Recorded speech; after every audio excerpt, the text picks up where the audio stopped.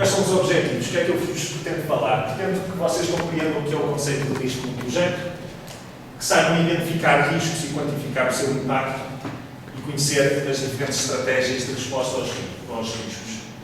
Como público-alvo, e que se calhar os alunos também, refiro-me a todos os profissionais envolvidos direto ou indiretamente em projetos.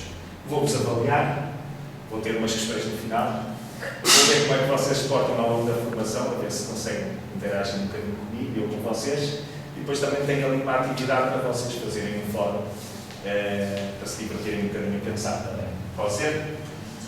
Então vamos lá. Ora bem, o que é que eu entendo por risco? O risco é um evento que pode ser identificado antecipadamente como sendo uma ameaça ou uma oportunidade no âmbito de um projeto. Digo antecipadamente porque o objetivo é realmente com que ele seja precavisto e sejam preparados planos de contingência, reservas económicas de contingência também para fazer face a essas vicissitudes. O que é que eu entendo por risco? Entendo como eu tinha dito, por um evento, mas também existem outras três características que podem caracterizar o que eu entendo por risco. É a probabilidade, a sua possibilidade de acontecer, é o impacto, o prejuízo ou benefício e a sua intensidade no projeto e a frequência, ou seja, com que periodicidade isto pode acontecer. Eu estou a falar de riscos em projetos, mas se calhar muito do que vou aqui referir é enquadrável em outras áreas do conhecimento e nas vossas próprias vidas pessoais.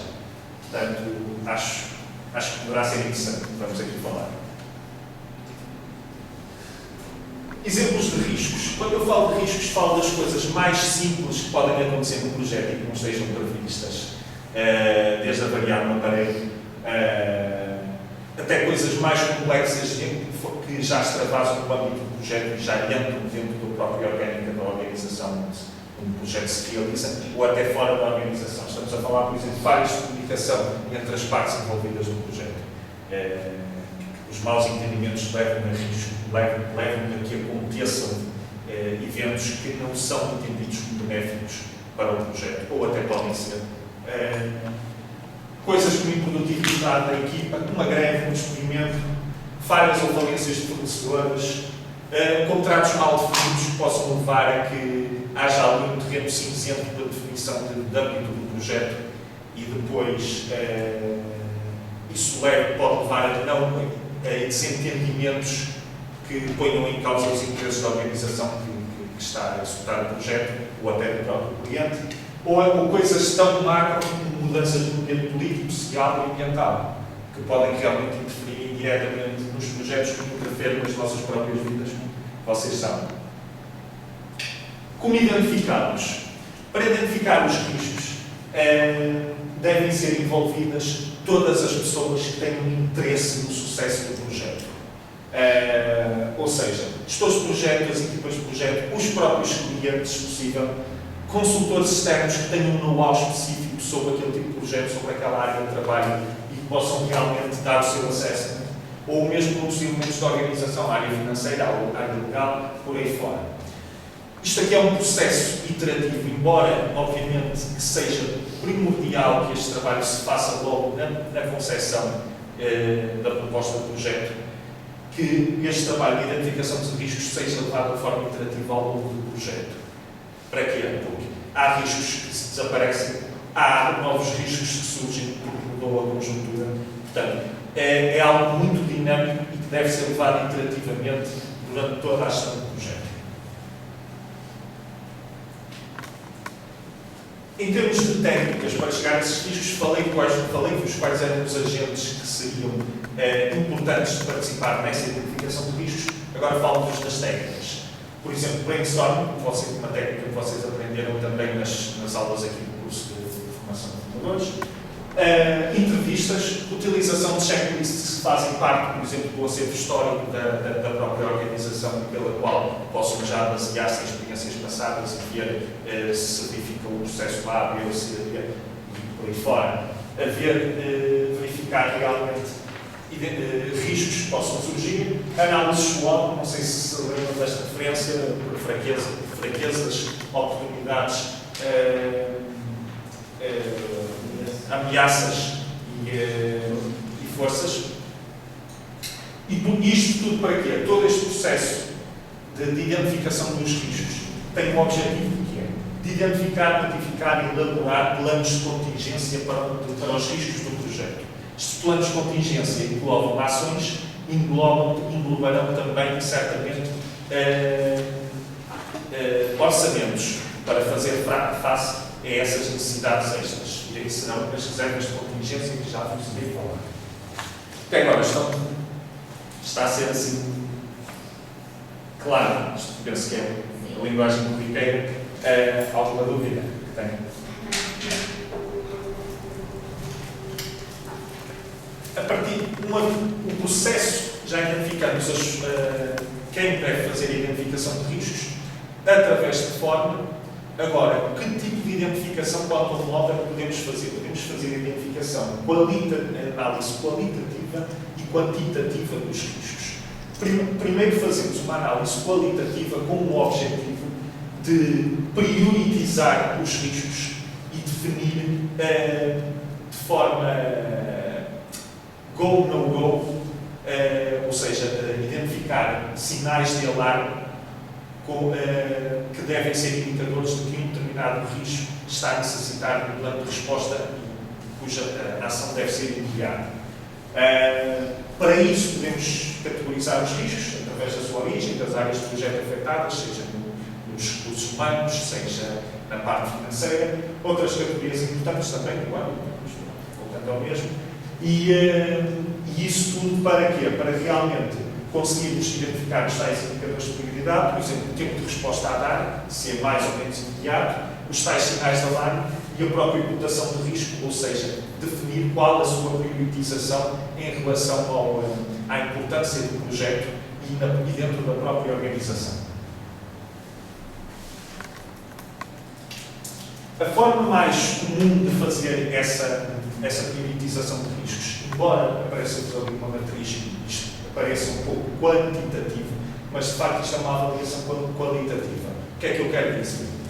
Tínhamos referido inicialmente que os riscos poderiam ser identificados por 4 variáveis, que era o evento, a probabilidade, o impacto e a frequência. Ok? Voltando à probabilidade e impacto, são os fatores que, quantitativamente, embora estejamos ainda no campo do qualitativo, quantitativamente possamos utilizar para priorizar os riscos. Se definirmos um risco com uma determinada probabilidade, utilizando uma escala numérica à nossa escolha, isto não foi baseado no método numérico, foi uma escolha, uma escala escolhida, e um determinado impacto, se utilizarmos, por exemplo, o produto de ambas, podemos posicionar riscos com maior ou menor uns em relação a outros. Por exemplo, os riscos que se calhar estiverem nesta zona aqui, por acaso não se vê aqui nos valores, mas será a multiplicação deste eixo por este, se calhar são os que precisam de maior resposta imediata. No caso das ameaças e no caso das oportunidades também, nem todos os riscos são maus, como vos tinha dito, e pode haver oportunidades a explorar de imediato. O que se calhar são aqui mais para o campo de se quer uma avaliação menor de impacto e menor de probabilidade, se calhar colocam-se numa watchlist. Não serão tanta preocupação. Ou seja, o objetivo é construir uma tabela destas com determinados eixos, cuja escala foi feita à nossa escolha, e colocar os riscos, posicioná-los nesta tabela e a partir daí conseguir priorizá-los. Dúvidas? Isto é só um eixo pelo outro, ok? Agora a parte mais complicada vem aí. A análise quantitativa de riscos. A análise quantitativa, o objetivo da análise quantitativa de riscos é conseguir transformar o impacto desses riscos em valores tangíveis para a organização, ou seja, tudo se reverte em dinheiro. Sempre que alguma coisa ocorre mal, é preciso arranjar orçamentos para cobrir esses eventos. Só que, obviamente, uma organização, quando cria um projeto, não pode criar uma conta bancária para cobrir todos os infindáveis riscos do projeto. É preciso considerar a sua probabilidade de ocorrência e o tal impacto financeiro que eu tinha falado. Vou-vos dar este exemplo. Imaginem que um risco tem 65% de probabilidade de ocorrer e um impacto de 1.000 euros. Custará à organização 1.000 euros caso esse risco ocorra. Eu introduzo aqui o conceito de valor monetário esperado, Expected Monetary Value, ou seja, EMV, com o objetivo de quê? De que realmente se o risco ocorrer tem um impacto de 1.000 euros. Mas a sua ocorrência não é certa. Portanto, se calhar não faz sentido a organização estar a poupar 1.000 euros só para aquilo, porque se fizer isso a todos os riscos, não para, não é? Portanto, mas também não vai caber-se de poupar esse dinheiro, porque o risco tem realmente 75% de probabilidade de ocorrer. Portanto, a probabilidade é alta, convém realmente guardar dinheiro. Qual é a técnica? É realmente utilizar novamente as variáveis probabilidade e impacto e conseguir, dessa forma, calcular uma reserva de contingência razoável de 750 euros, que é o produto de danos. Esta é a forma como se trabalha risco quantitativamente nos projetos. Perceberam bem este conceito? Probabilidade de impacto? Então eu agora vou-vos dar um problema. É assim. Imaginem que se iniciou a construção de uma ponte, estão a ver ali a ponte, sem ser possível avaliar antecipadamente a composição rochosa do terreno quando vai a ponte. Isto é algo naturalíssimo. Os projetos começarem sem ser feito o assessment de todas as variáveis. Depois dá isto, dá aqui riscos. Agora imaginem isto, que o terreno onde vai ser colocado a ponte tem 10% de probabilidade de ser... tem 50% de probabilidade de ser medianamente rochoso, que é o que os engenheiros que constroem a ponte desejam. Portanto, o projeto será realizado no tempo previsto, sem custos adicionais à contabilização inicial. Agora imaginem que há 10% de probabilidade de o terreno ser pouco rochoso. Consegue-se trabalhar mais depressa o terreno, poupam-se 2 meses de trabalho, poupa-se 1 milhão de euros. Agora imaginem que há 40% de probabilidade de o terreno ser muito rochoso e requer uma imensa eventualidade, requeria mais 3 meses de trabalho, ou seja, mais 1 milhão de euros que teriam de ser gastos. Agora pergunto-vos assim, tendo em conta estas 3 referências, que reserva de contingência é que a empresa de construção civil deveria ter para fazer face ao risco da incerteza do tipo de terreno? 0,40 vezes 1,5. 0,40 vezes 1,5, sim. Menos. Menos. Não é preciso abrir menos. Menos. O 0,10 vezes 1 milhão. Vezes 1 milhão. E o 50%? Não é porque é zero, é base. Exatamente. Por acaso gostei da intervenção. Concordam, não é? Sim. Pronto. Então vocês sabem disto, que ajudem-me a fazer contas, 1,5 vezes 4, pronto, isto dá 0,6 menos 0,1. Correto? Que isto dá 0,5. Portanto, em princípio, esta empresa de construção civil deveria precaver-se com 500 milhões de euros para fazer referência, disputar isto. Okay? Como estou aqui a tentar andar isto depressa, vou-vos dar aqui um exemplo do que nós acabamos de fazer, que é um exemplo deste, uma árvore de decisão, ou seja, imaginemos que temos uma decisão de um cronograma conservador e de um agressivo, um exemplo, em que tem realmente, aqui tem um resultado incerto, em que tem uma probabilidade de 20% de dar uma mais-valia de 100 mil euros ou dólares ao projeto, ou de 80% de perder 20 mil. E aqui a segunda opção dá isto. Ou seja, da mesma forma, contabilizar-se isto, a soma de cada opção, qual eram os riscos envolvidos, soma-se isto e dá 4 mil, e neste aqui dá 1.000. Portanto, se calhar este aqui, em termos de reserva de contingência, esta opção aqui necessita de mais dinheiro. Esta será mais segura em termos de orçamento. Isto é um exemplo. Muito rapidamente, estratégias de resposta aos riscos. Eu já vos falei das respostas aos riscos, que existiam riscos negativos e riscos positivos, para cada um deste grupo de riscos. Existem 4 tipos de estratégias de resposta. Para os negativos existe simplesmente evitar, mudar o plano de gestão do projeto para que o risco não aconteça, o transferir, passar para outra parte, dando a responsabilidade, a probabilidade de risco. Por exemplo, vocês quando contratam um seguro do carro estão a transferir o risco de a seguradora vos cobrir a despesa quando vocês tiverem um acidente. Mitigar, ou seja, tentar reduzir a sua probabilidade de impacto, ou simplesmente aceitar o risco. Não podemos fazer nada em relação a ele, aceitar que ele ocorra. Para riscos positivos, ou seja, oportunidades, é explorá-lo, tentar eliminar a incerteza que existe à volta do risco para que ele aconteça mesmo, partilhá-lo com uma outra organização que possa tirar melhor proveito dessa oportunidade do que a vossa própria organização. Alavancar, ou seja, aumentar a sua probabilidade de impacto de determinado risco, ou simplesmente aceitá-lo, como aconteceu nos riscos negativos. Aceitar que ela vem e, portanto, deixar que tudo corra normalmente. Esta parte foi assim um bocado rápida, mas foi claro. Eu já vou resumir um bocado aqui estas relações.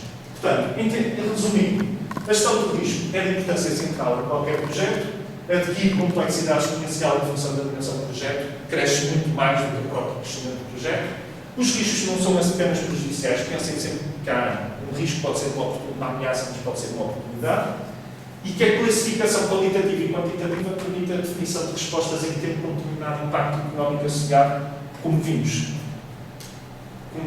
Assim, existem vários planos de resposta aos riscos, como podem ver, tanto para as ameaças como oportunidades, existem 4 tipos típicos de respostas, em que elas se associam o evitar com o explorar, o transferir com o partilhar, o mitigar com o alavancar e o aceitar que é menos. Espero que tenha sido agora claro nisto. Eu já acabei a minha apresentação, vamos só fazer umas perguntas para ver se vocês perceberam esta última parte, e vou fazer assim umas questões, assim, vou tentá-las ser rápidas. Juro, é assim. Uma nova central de base de dados tem de garantir a sua disponibilidade e permanência. 24 horas por dia, 7 dias por semana. Sem que o utilizador percepcione uma falha em determinado momento. Isto é um risco. Risco de falhar. Como é que achas qual destas estratégias seriam adequadas para fazer face com o risco de uma central de dados, uma central de base de dados falhar? Teoricamente seria o evitar. Evitar?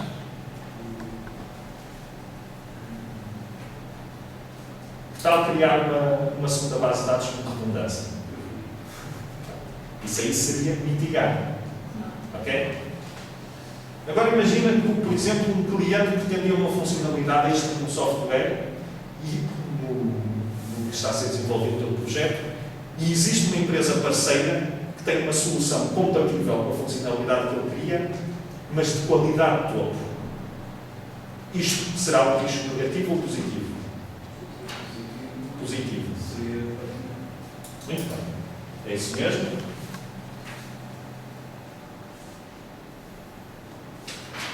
Percebeste? Ok. Carlos, é muito provável que o dólar desvalorize em relação ao euro nos próximos meses, reduzindo os custos de aquisição de software Microsoft. Isso, no teu ponto de vista, que risco será? É um risco negativo ou positivo? E qual é o plano que utilizarias? O dólar desvalorizar em relação ao euro. Exatamente. A nossa compra de software ficaria mais barata. Acho que é um risco positivo e que devemos aceitar. Muito bem. Ok. E caso, imagina, agora que caso estamos num projeto de produção, de criação de produto, caso que se consiga um segundo cliente para o produto, ainda durante o desenvolvimento deste produto, os custos de produção baixarão imenso, abrindo ainda espaço para mais lucro. Também seria um positivo. Sim. E poderíamos explorar essa situação.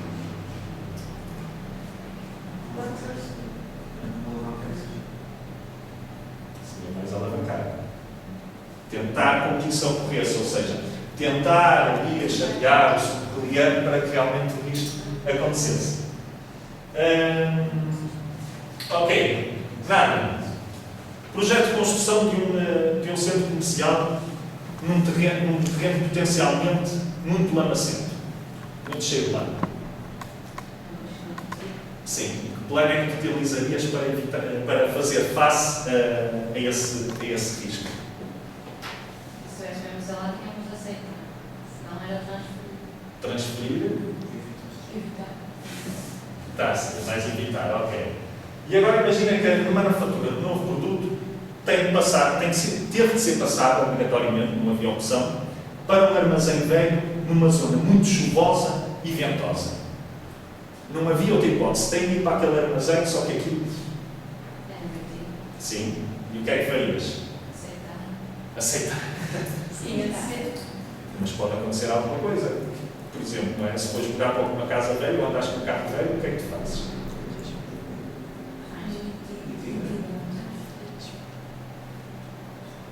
Quem disse transferir? Contratar um seguro, por exemplo. Não é? Para fazer fácil. Era essa a sugestão, ou seja, se a casa, se não é porque tem que ser naquele armazém, não há volta a dar, contrata-se um seguro. Por acaso chove e aguentar, o seguro pouco. Pronto, tentar ser rápido. Raquel, existe o risco de um automóvel em desenvolvimento ser considerado carro do ano, caso venha a entrar em produção ainda este ano. Não é positivo e alavancar. Muito bem. Muito bem. E o projeto para o desenvolvimento, imagina agora que um projeto para o desenvolvimento de um novo repelente de insetos pode originar um protetor solar. É positivo e explorar. Calma, estudou muito bem. Excelente. Isto depois vais ter explicar aos colegas. Tenho tempo, não é? Como é que a explicação disto? Rita, muito rapidamente. Ok? Um terremoto é improvável, mas nenhuma seguradora cobre as suas consequências do projeto. É um risco negativo e evitar. É evitar? Evitas um terremoto? Não, evito assim.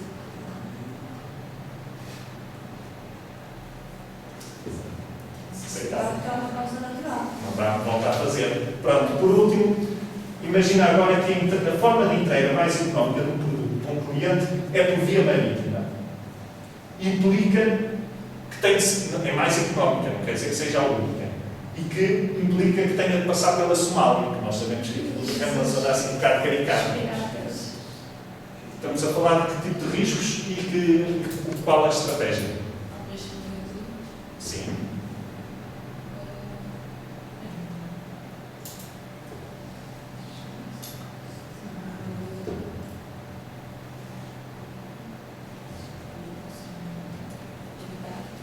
Exatamente, é evitar esta de explicar. Pronto, está terminada a minha apresentação. Depois tenho a ficha também para a avaliação da formação e a avaliação da formação. Tenho também uma atividade no fórum em que tenho a discutir qual é a vossa somos colocados perante um cenário muito pessoal, em que vocês vão fazer um investimento pessoal e discutirem a vossa aversão ao risco, tanto o risco de ganhar dinheiro como de perder dinheiro.